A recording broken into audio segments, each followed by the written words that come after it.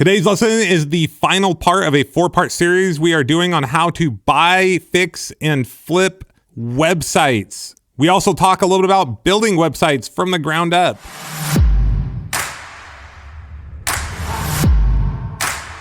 Hey, what's going on, my fellow future millionaires? Justin Williams here. Hope you guys are doing absolutely fantabulous. As mentioned, this is the 4th and final part of a 4-part series we are doing on how to buy, fix, flip, renovate, build websites for wealth and or long-term cash flow. This is a topic that I'm very excited about, excited to get my kids going on, excited for a lot of you guys to get going on. If you have not yet listened to episodes 1, 2, and 3, go back and listen to those. Otherwise, let's get to it. Ladies and gentlemen, I give you again the one and only Matt Raad.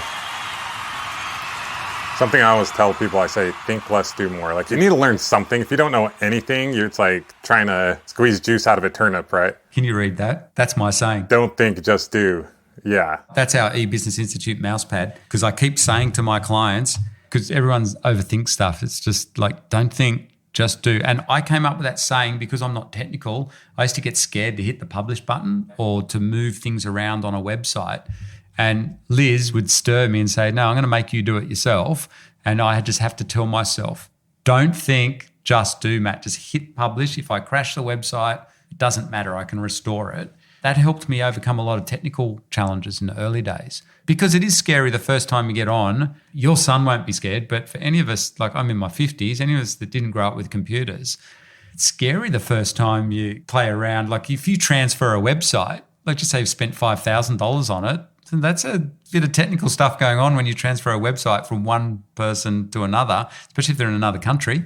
Once you've done it once or twice, it's easy. That's the cool thing now. All this technical stuff, that's what we're good at teaching, but we can get total beginners building websites and buying websites. If he has a bunch of vertical videos from his Instagram, he can put those on YouTube still, doesn't matter, right? You don't really post videos on Instagram and put them on your blog, right? It's more YouTube. No, you need to create some text with those videos, but you would definitely pick out the best ones or the ones that have high engagement. And then you test headlines that go with it and put text with it. Particularly if they're teaching technique, you could actually stick all of them on to a blog, because it could be, how to do stunts on trampolines, how to learn them in a weekend. Then people want to watch the videos and you have commentary with it or text with it explaining the points. And they're all your good keywords that you've researched, you put them in. And then at the end, you have a call to action. Hey, if you want to take this to the next level, we've got a simple little course for $99.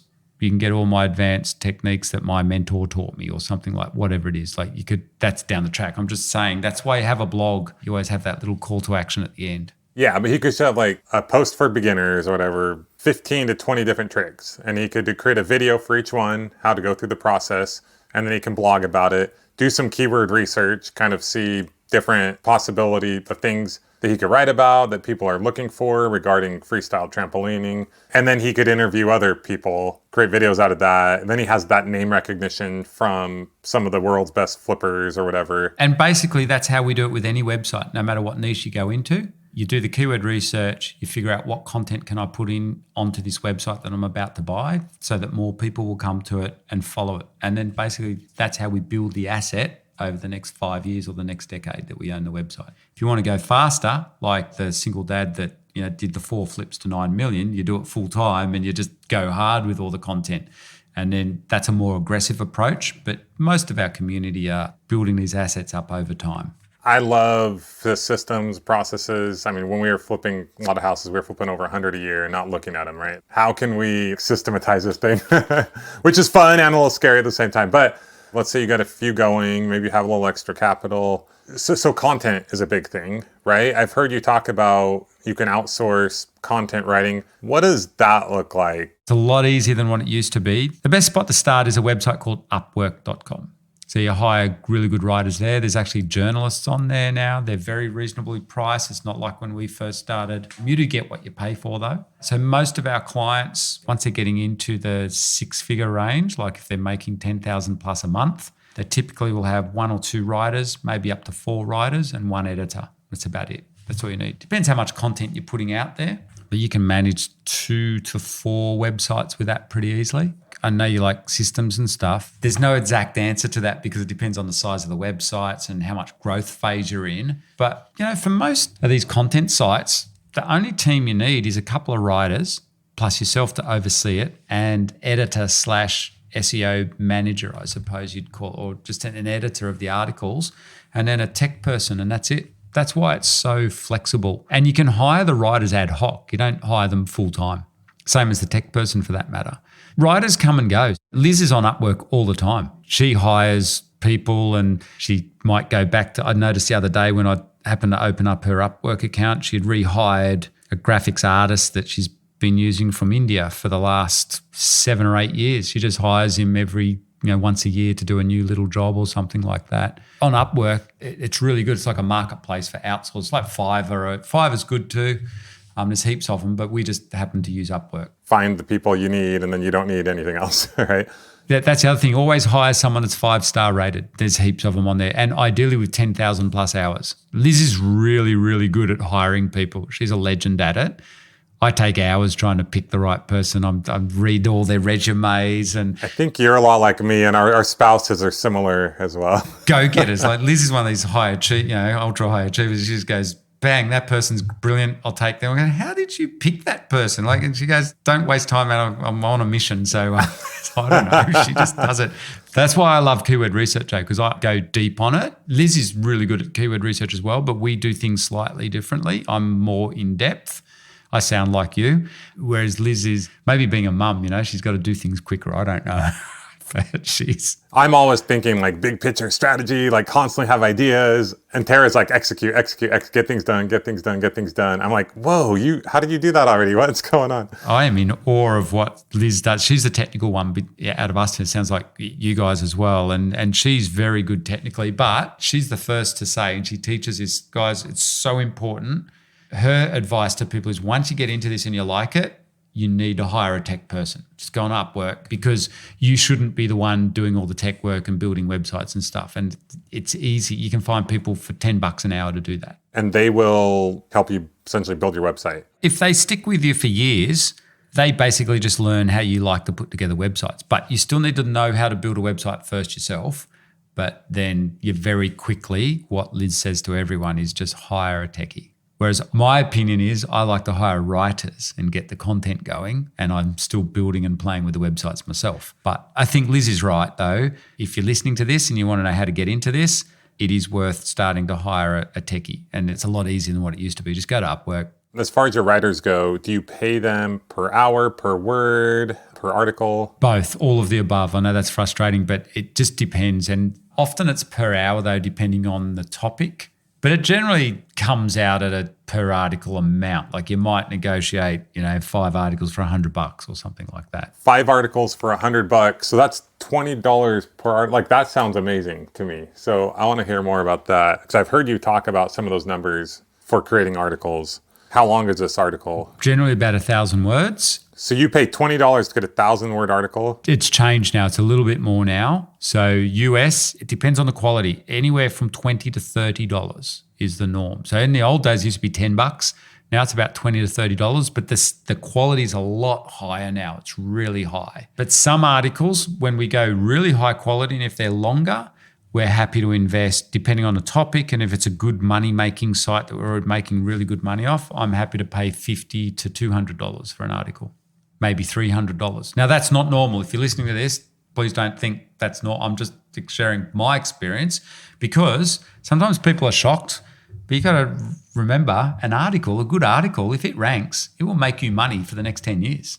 It's your silent partner. It just sits there bringing in traffic. So articles are highly valuable if you get good ones. But typical price, though, you should be getting articles around the $30 mark, and it can go $10 either side of that. Yeah, because it's like at the end of the day, okay, this is a site I may or may not be that passionate about, but I'm just trying to build it up and see if we can get a bunch of people coming to the site, right? So that is different than for Millionaire University. Like we're very picky about everything we publish because that's our brand. We're trying to build like $1 billion business essentially over 10 years, right? I don't know if I would throw up $10, $20 articles. That's a really good example. Justin, would not be cost effective to be spending as low as $20 to $30 for articles on a site like that you're building as a very serious asset down the track. But you could certainly find good journalists, Justin, who may be $50 an article. We have found some mind-blowingly good journalists out there who are doing articles between $30 to $50. You'd be surprised these days. There's a lot of journalists have lost their jobs, particularly here in Australia. And in America, it's even bigger. Upwork's an American site, but it's funny, our Aussie journalists are ending up on Upwork as well. So you can get full-on finance journalists. We've had finance journalists for $50 an hour. $50 an article. The best ones are up around $100 an article. So this is high-quality stuff. Very, very high-quality stuff. Some of them are well-known journalists too. Once you get to realise who they are. They don't say that in their Upwork description. You can see the niches they're in and everything. So for most of us who are buying standard sites on Flippa, just to get a feel when you're renovating the sites, I'd say $20, $30. Are you doing any kind of link building? Yes, that's a whole topic in itself. I love teaching SEO. I'm an expert at it. And well, all of us are, here at eBusiness, we live and breathe by SEO. That's a massive topic. I don't even know where to start there. What I will say is SEO is a content-driven strategy. And so basically what you do with creating what's called on-page content on your existing website, to do the link building, it's virtually the same sort of content. And basically what we're doing is getting either guest posting or mentions out there on the internet. That's basically how it boils down. It's always been that way. But some people say guest posting's dead. No, it's not from our end. It works incredibly well, done legitimately, and it's got to be high quality content. But as a beginner, what we've noticed is when you get into niche sites, the good news is when you're first starting out, you don't have to focus on the link building, because if we try to teach people everything, they'll overthink and they won't be doing this if they're worrying about link building. So in the first part of the journey, don't think just build the site and get used to learning how to renovate a website. And then later on, yes, you definitely, especially if you want your website to go big, you will need to be creating links back to the website. So the idea is take action, then you know the questions to ask. One of my favorite kinds of learning is what they call just-in-time learning, not only because it has my name in it, but it's the concept of you learn what you need to know to do what you need to do. And you don't go try to learn everything, because then you're going to get analysis paralysis and not really get anywhere. So I love that message. And that's kind of part of one of the other questions I had for you. Is like, how do we get people to just take action? But I think we've covered that, right? Yeah, take action, start small. Start small and safe. There's no risk. It's not like the old days where you had to spend hundreds of thousands of dollars or millions of dollars to get into a good business. You don't have to do that now. You can get started on Flippa, $5,000, $1,000, $500, buy a simple website, build it. Or if you're passionate about a topic, just build your own site for free. It costs you nothing. $10 for a bit of hosting, just use FastComet. But any hosting company is fine. $10 for a domain name, $10 for a month of hosting, and you're up and running. So I want everyone to make sure they're hearing the think less, do more, the just do it, don't overthink message. But I do have a couple other questions. In real estate, there's a lot of different ways to finance. Let's say someone is buying a website that cost $100,000 or $200,000 or $300,000. Are there what kind of different financing options are there out there? Okay, so for you guys in America, you guys are laughing. You've got this thing called the SBA loans, small business loans. And in Australia, it's just cash. You can't go to a bank for a loan on a website. It won't happen. They will not do it. It's even hard to buy a traditional bricks and mortar business with Australian banks. You've got to tie up everything. So basically, that's why the people we teach, they've already got some money. This is not a buy, no money down type thing. It's not like that. You can do that with bricks and mortar businesses. You can get though vendor financing on websites. So there's a lot of that. It's very normal these days. So if you see a website for $1 million or $500,000, typically you can get a bit of vendor financing thrown in if the market's not running too hot. And by vendor, you mean seller, like the person selling it? Yeah, sorry. Yeah, you guys call it seller financing. We call it vendor financing. And in America, the good thing is, because most of the sites we own are US based, even though we're in Australia, most of ours are .coms, you can often negotiate, I'll pay you $500,000, but I'll give you half up front or 200 up front and maybe 100 grand every 6 months or something like that. Or it just depends. The brokers are really good at organising those sorts of deals. That's very normal. But in America, though, you do have the SBA loans, and I think, is it up to $1 million? It's pretty easy. Like one of the brokers was telling me on websites, you can get SBA loans, but speak to a broker and they'll help with that. So you can get an SBA loan. You can potentially do vendor or seller financing. Particularly on the bigger deals. So realistically, on websites under 50,000, you're probably not going to get seller financing and stuff. That is where the brokers are good, also with those SBA loans and stuff. One of the main things that we would do with real estate is what's called, well, either hard money but mainly like private financing or JV partnership type financing. So for me, like when I started flipping a really high volume of houses, we knew we could buy houses. We could prove that we could buy houses. We went and found a guy that had deep pockets and we showed him the returns and he's like, I will fund any house you want to buy up to like, here, you have like a $2 million line of credit with me, and would give him like half the profit, right? So that helped us get going. And then after a while, it was like we were able to find different people that we could pay 10% on their money and stuff like that. You guys do stuff like that in this? Exactly the same thing, yeah. So on our Digital Investors podcast, I've interviewed Ewan Finzer. He is an American and he does exactly that. He's like Liz and I, been doing this for 15 years. He's started out buying and selling websites. He's a bit younger than myself. He works from home, but he's got a multi-million-dollar portfolio and he does exactly that. He's got investors. He's like us. He's very experienced. He's good at it. So people throw him money. It's really easy to raise money, but you have to have runs on the board. So like you were just saying, Justin, you're good at it. It comes from networking and stuff like that. So we've been offered lots of money. People will say, oh, can I put $1 million in or 100,000 in or whatever onto deals? We've decided, because we value freedom a lot. Liz and I don't want to manage people's money. It's not our strategy. We rather teach people. But just like in real estate, once you get good at it, that's a big thing now, is people pooling money to buy websites. And there's private equity firms that do that as well. And that's really exciting to me. That's why I know this is a really good booming market. So I noticed that in bricks and mortar world, once the private equity move in, you know you're in a good big market. And private equity can be big and small. There's some really cool boutique private equity firms buying up websites. It might just have 10 million, but then there's private equity firms that will have hundreds of millions or up to $1 billion. You're buying and selling businesses, so it is a little bit different to real estate, but essentially it's the same strategy. You know, someone who likes the website space will say to Ewan, can we put money into your fund? And what he does, he builds websites from scratch. He doesn't buy them anymore. He builds them. So he's got this team. I think he said he's got 300 writers on his books. And so he just builds 30 websites at a time, and then he just lets them sit for 12 months. And then whichever ones are working, they're the ones that he really then pushes. And so he just raises funds to do that because he's got runs on the board. That's amazing.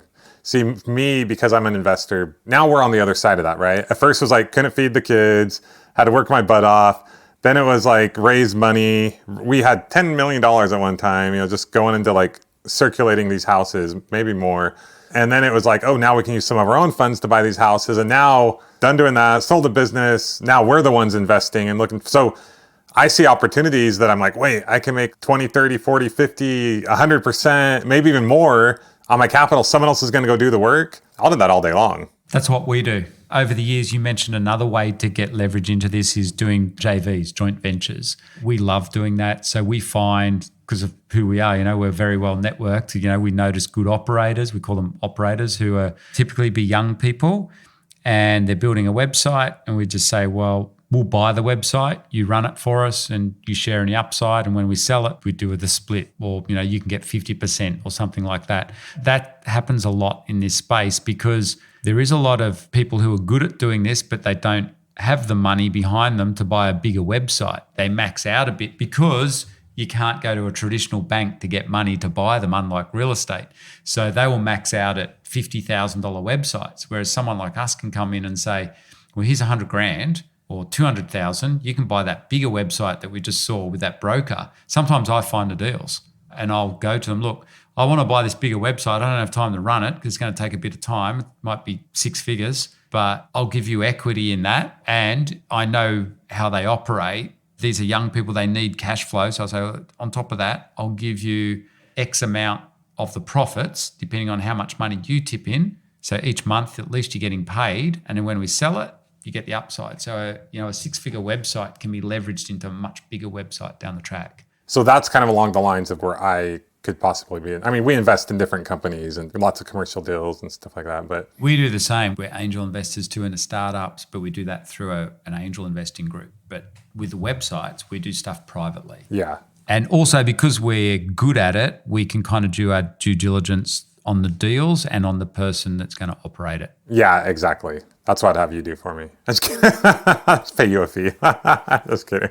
You got to learn how to do it yourself. That's the fun part. You got to. There's a few moving parts to websites compared to real estate. Admittedly, there is that extra kind of technical element and some of the things that we've discussed today, like the keyword research and SEO and the backlinking and all that sort of thing.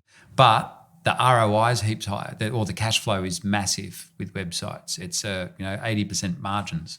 We did used to teach this, like seriously, go out there and buy a $200,000 website and you can instantly be making 30% ROI on that every month. That's pretty cool. But now we're not as keen to teach it because we want to see people play it safe and learn how to take the small steps first. Well, I got one more question for you, and then I do want to ask, which we already kind of got into, how people can learn more about you and take us to the next level if they want. But I know you can either hold up a website, but if you're going to sell it, same idea, like do you go to like Flippa.com or one of these brokerages and just list it on there? Do you have a broker represent you? How do you sell them? Go to a broker because they've got the buyers. That to me is an absolute no-brainer. You would definitely not try and sell it yourself because you'll never get the same price. I'm proud to say I've trained up one of Flippa's #1 brokers and I gave him a reference to go into Flippa actually. That's his path. He used to buy and sell. He got so good at buying and selling and flipping websites. He's a young guy, became their broker, and the multiples he gets for our clients through selling through Flippa is just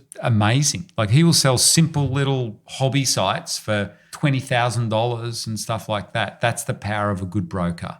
Both parties have to be reasonably happy. Once he's got a good website, he can get top price for it. Now, if that person tried to sell those websites themselves, they might not even get half of that. And in real estate, typically the goal is to buy it off, not on the MLS if you can, not on the website, and then sell it on the MLS, sell it on, because that's where all the eyeballs are.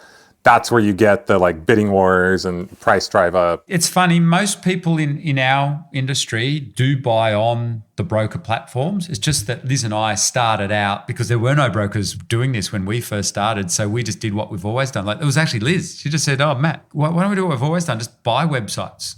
I said, "Well, how are you going to do that? Where do you buy them?" And we looked on eBay and I think we bought our first site on eBay. And then we figured out, oh, why don't we just do what we've always done, which is just private approach. Most people don't do that. They just go to the brokers because the brokers have amazing listings. They really do have seriously good listings. What's good now is a lot of the brokers do vet the listings. So they do a bit of pre-due diligence. So because they don't want to get a reputation for selling scams. There used to be lots of scam websites sold years ago. That's not as common now. You still need to do your own due diligence, like with real estate. There can be things there, but most people tend to buy and sell websites through brokers, which is a smart move. You can't really go wrong doing that. No, you already got my mind going. I'm like, okay, hire a VA for a few dollars an hour, have them just make offers on hundreds of websites or reach out to hundreds of websites, see if they want to sell. That's exactly it. You hire a VA, you give them your little 2-paragraph template and you say, this is the niche, go and send out that email to everyone. And then you personally handle the replies. The people that say, yes, I want to talk to you, then that's when you jump on a Zoom and you have a chat to them. And that's actually how you and I met. Someone reached out and I don't say yes to many of those, but I happened to see yours and it was interesting. And anyway, and then you and I got talking. I'm like, this guy seems pretty legit, seems pretty cool. I'd love to learn what he's doing. And here we are. In the early days when we did this, like it used to be Skype back then, Zoom didn't exist. We weren't buying Australian sites, we were always buying American sites. As long as we get up early in the morning, far out did we meet some interesting people. We're just amazing, really. Yeah, made good friends and stuff. And people were, that was the other thing in this industry. I come from the background of buying some bricks and mortar businesses, manufacturing and wholesale.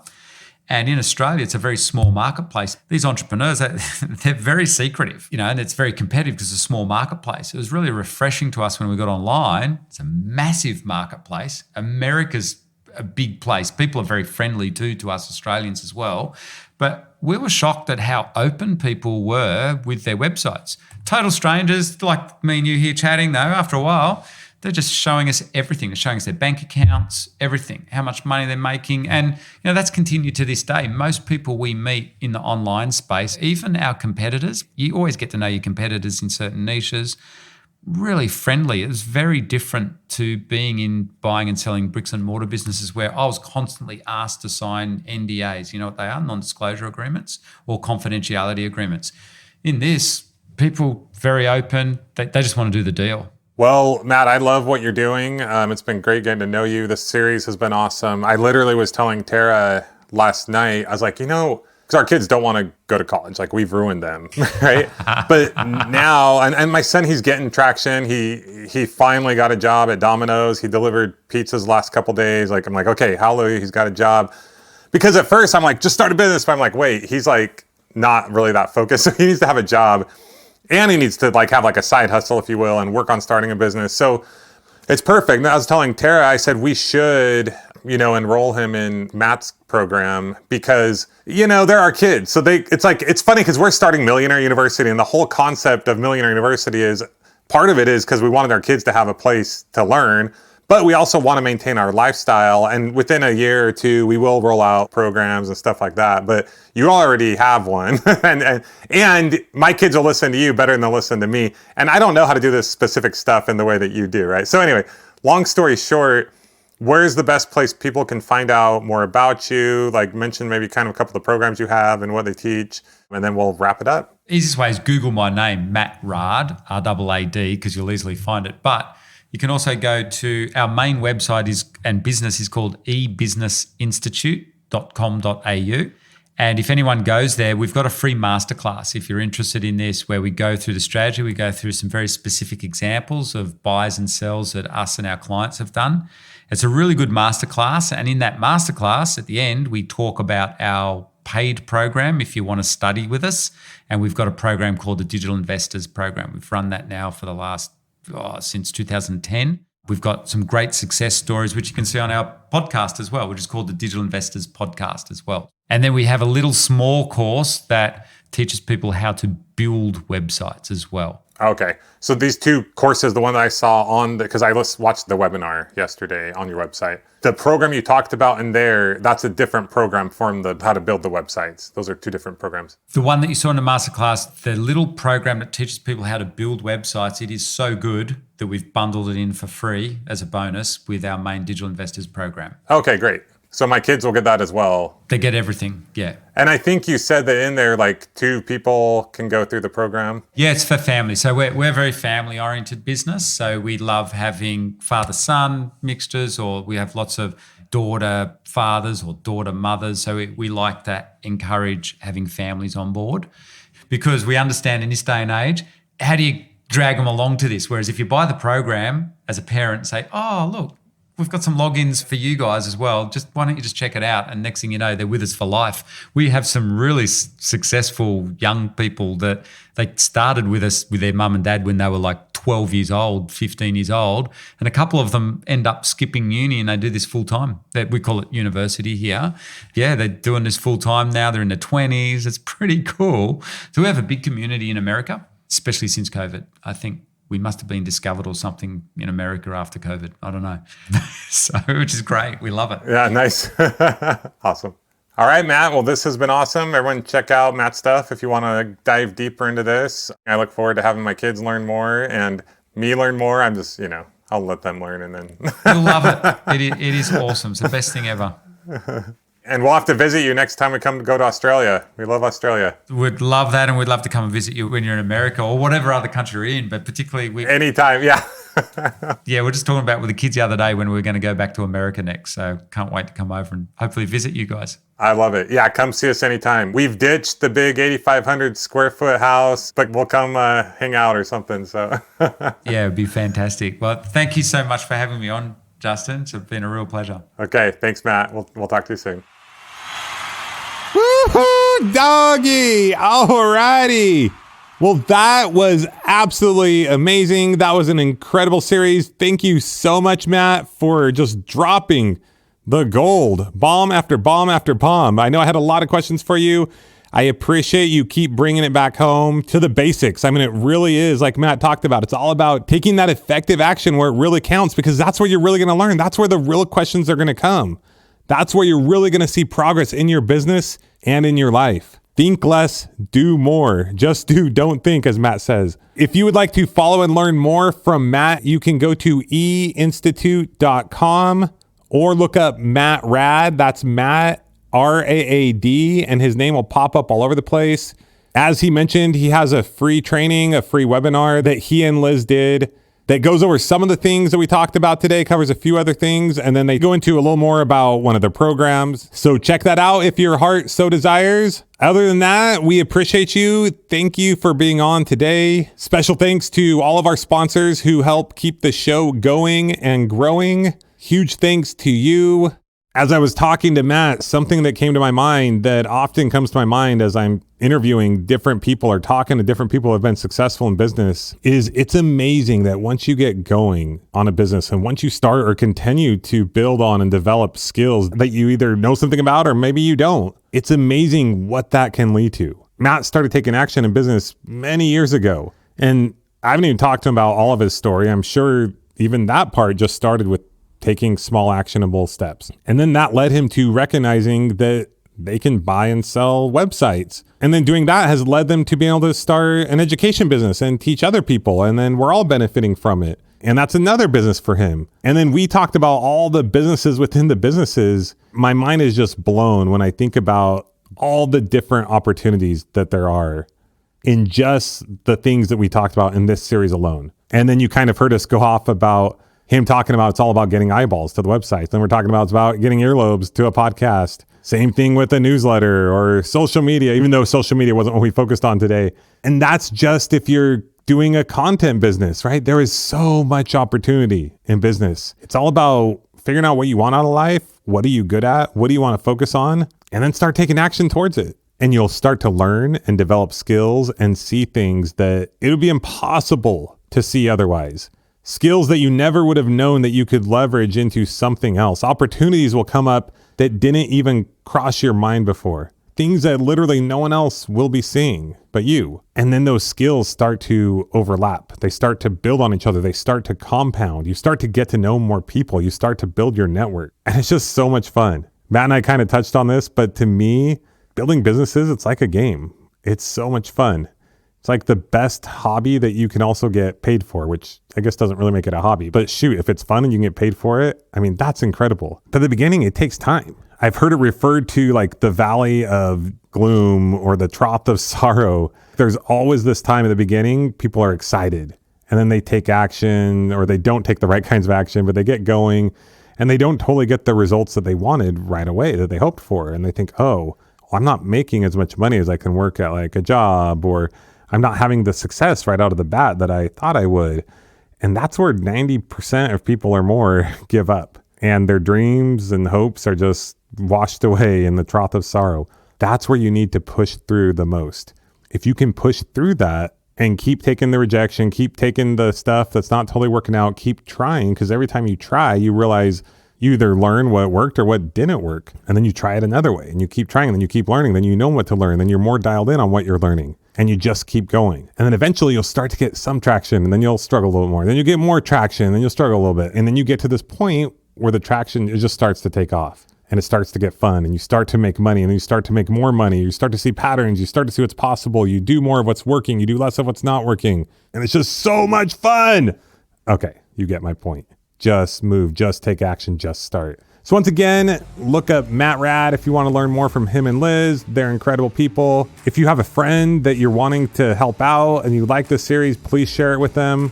We love you all. We got lots of exciting things coming up here on the Millionaire University podcast, so stay tuned.